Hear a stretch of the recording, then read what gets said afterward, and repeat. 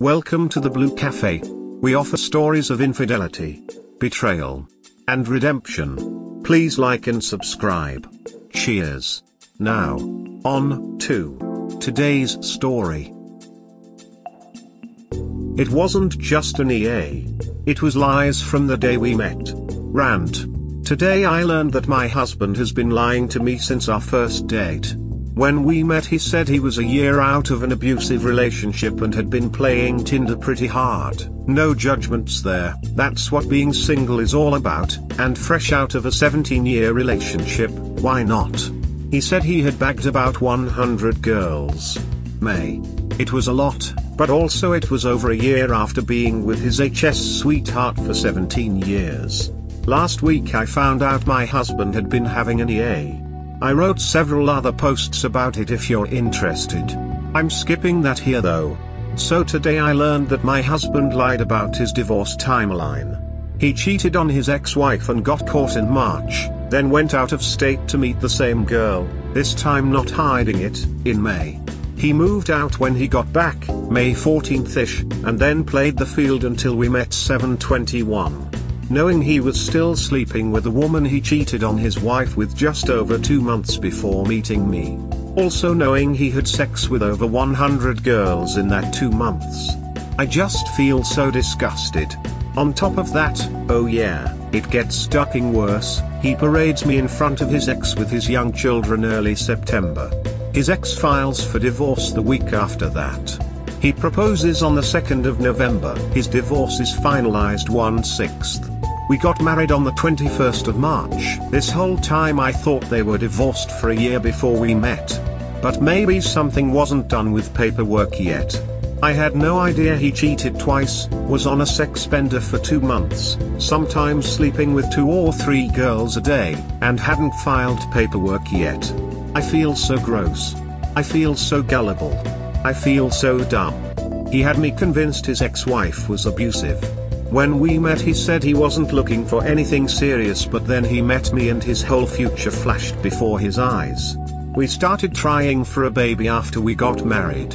I'm now learning that it was just 2 months after his divorce. He's desperately trying to reconcile with me and I was considering it.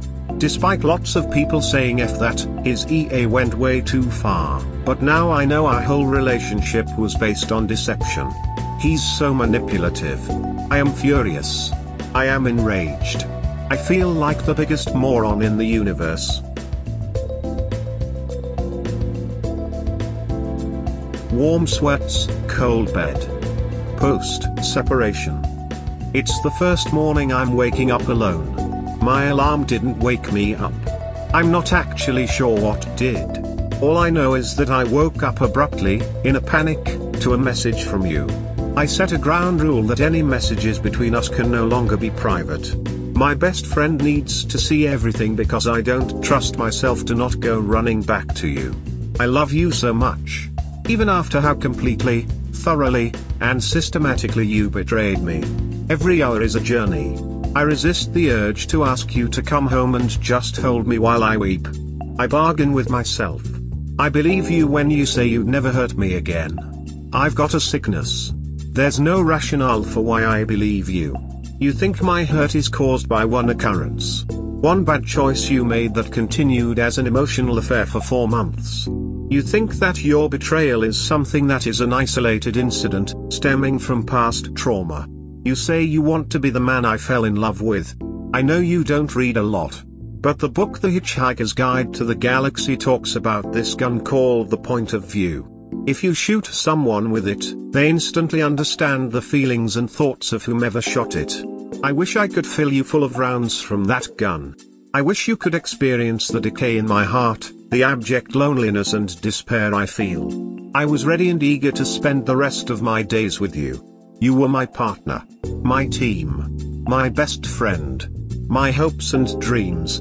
You were also a liar from day one. Milestones came and went in our relationship that I'm seeing in hindsight were overshadowed with lies and deceptions. You manipulated me into loving you just like you did with Jen. You presented yourself as emotionally stable and whole. You presented yourself as self-reflective and strong. You presented yourself as someone worthy of my love and compassion. You lied to me every day. You hid your sexual desires and shame. You hid your finances and shameful expenses. You hid that you hadn't yet filed for divorce when you paraded me in front of your ex-wife. You hid the day you notarized your paperwork. You hid the day your divorce was finalized. You hid your emotions after both miscarriages. You hid your plans with another woman. You hid your infidelity in your previous marriage and your hurtful actions towards the mother of your children. You say you can return to being the man I fell in love with. But that guy doesn't exist. The guy I thought I was with was well adjusted, had taken time to understand his divorce, and made a choice to enter a relationship that would require honesty and transparency to gain trust. The guy I loved sold me a false narrative of who he was and what he was capable of. The guy I married was emotionally damaged and hid the extent and duration of his self-destructive behavior. The guy I loved used me to hurt his wife, now ex, and misrepresented the type of person she was. The guy I was in love with even lied about why his best friend flew halfway across the country to meet me. In actuality, he was gravely concerned by how you had cheated on your wife, separated, and 2 months later were in crazy love with someone who you proposed to before your divorce was even finalized. You have betrayed me so thoroughly that I'm at a loss for how to quantify the size of the hole in my heart. My pull towards you is like some drug. It'll never feel as good as the first time, but I want more and more and more because at this point I'd pay anything just to feel anything other than sadness and despair for 1 second longer. I miss your arms around me and I miss when your words reassured me. I am crushed. I am numb. I am the shattered remains of someone who worked for 37 years to learn to trust one person, only to be betrayed in literally the most painful way possible. You are like a slow death by 1,000 cuts. You tell me you'd do anything to earn my trust back. Tell me, Joshua, how do you even begin to fix this? Because I'm afraid this is one situation I can't micromanage my way out of.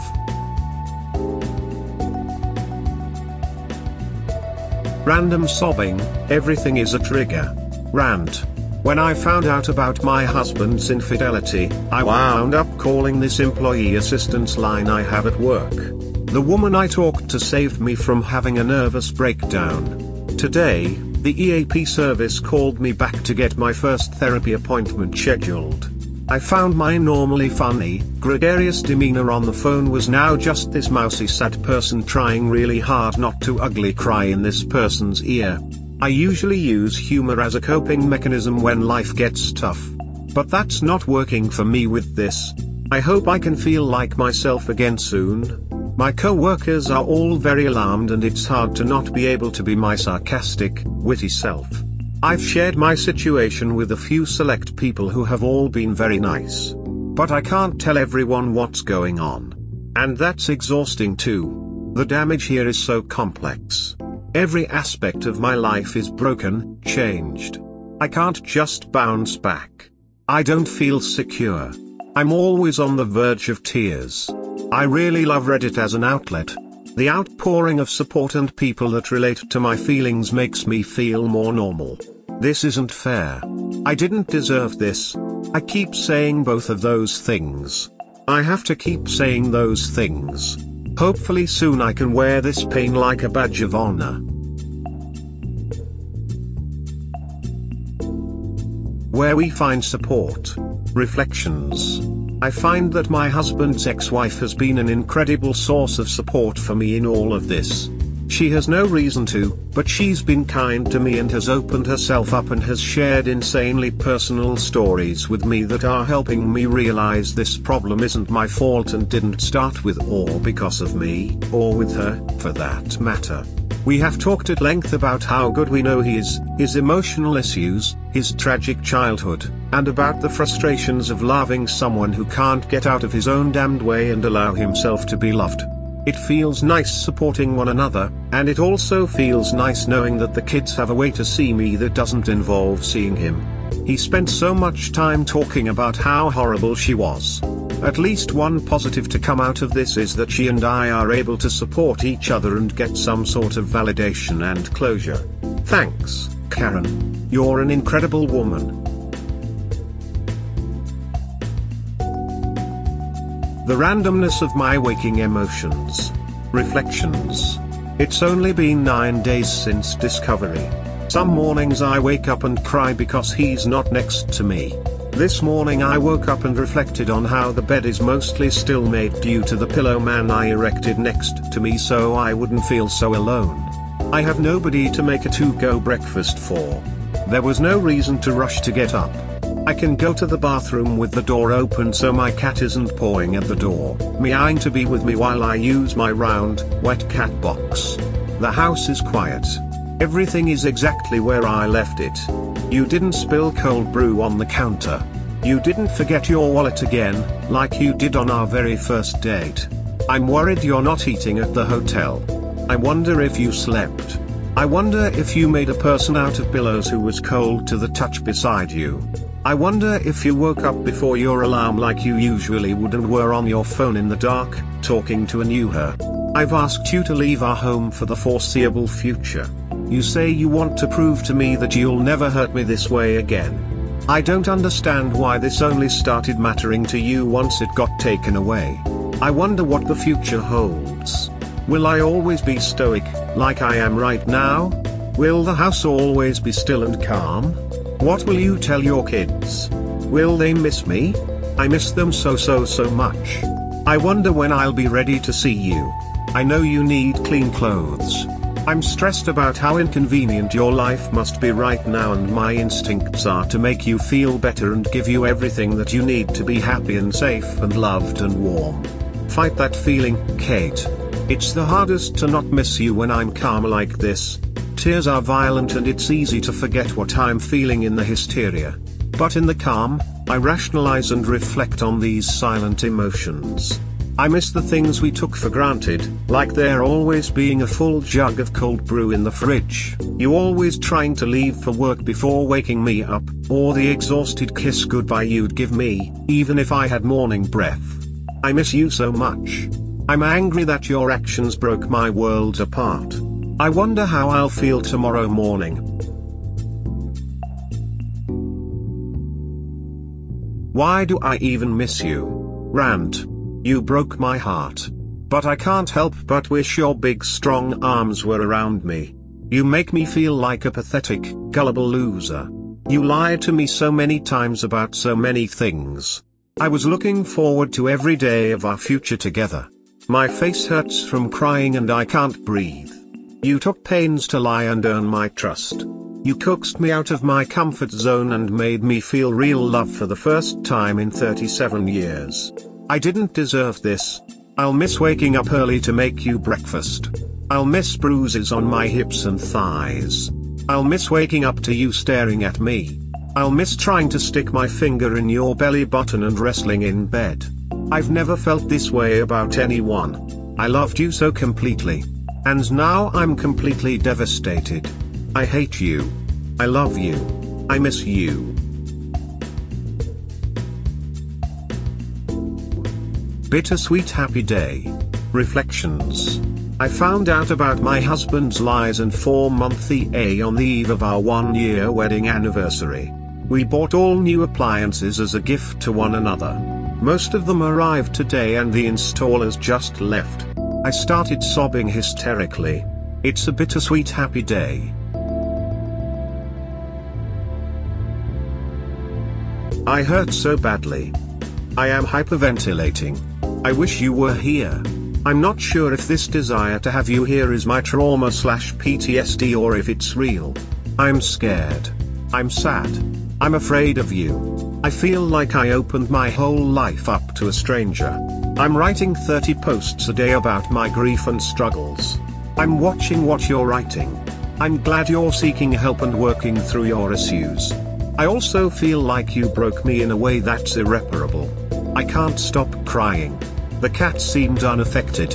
How can you be so optimistic for a future when I can barely keep it together for an hour? I've never been affected by something like this before. You've pushed me to an extreme that has no equal in my 37 years. My body aches. I'm sweating. My heart is racing. I just want some sleep. You don't deserve my love for putting me through this. But I'm so thoroughly damaged that my love for you is all I can focus on. How could you do this? How could you let this happen? You promised to never hurt me. You betrayed my trust. The man I fell in love with was lying to me for every milestone we had. You have isolated me. You've taken away every source of happiness I had. Every memory is jaded. You have a bad taste in my mouth. At least you're letting me grieve alone now. Maybe you do care.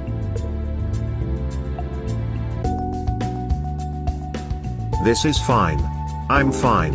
Everything is fine. Advice. I'm a week out from finding out about my husband's infidelity and lies throughout our whole marriage, and I only just spent my first night here without him last night. I find it so hard to not cry randomly throughout the day. I see memes I want to send him. Something dumb happens I want to share with him. The stock market did something I'd want to ask him about. He used to text me all day at work, and I told him it's hard to work with the constant pings on my phone. Now all I can do is sit here and miss talking to him. I update his Reddit to see if he's posted anything. I'll check to see when he was last online. How do you keep your sanity? How do you completely change your day-to-day so that there isn't such a hole where the person you loved the most used to be? My eyes are puffy, my voice is hoarse, and I'm so tired I can barely stand it. Does it get any easier? Found a great article that explains hysterical bonding. Helpful info. See article below. I didn't really understand why I was so drawn to make love to my WS. Our sex was different than before. I cried afterwards, every time. And that's definitely not me. I'm taking a break from communicating with my partner. I'm concerned I'm avoiding processing things by being hyper open with him. My body and mind are resisting space. I feel like a drug addict wanting to reach out and say I love you when rationally I shouldn't want to speak to him. He lied from day one of our relationship and cheated on me for 4 months. He didn't come to me, his girlfriend did, and only after he ghosted her. I need to stop and process my pain and grief. I just hit 24 hours of no contact. My best friend is willing to be a buffer in case he needs something from me or the house. I'm having such a hard time. I'm a wreck. I am committed to going another 24 hours. I miss him so much, but these feelings are starting to alarm me, and I think that's a good sign. We hope you have enjoyed today's episode. Please comment, like and subscribe. Cheers. Have a wonderful day or night. Wherever you are.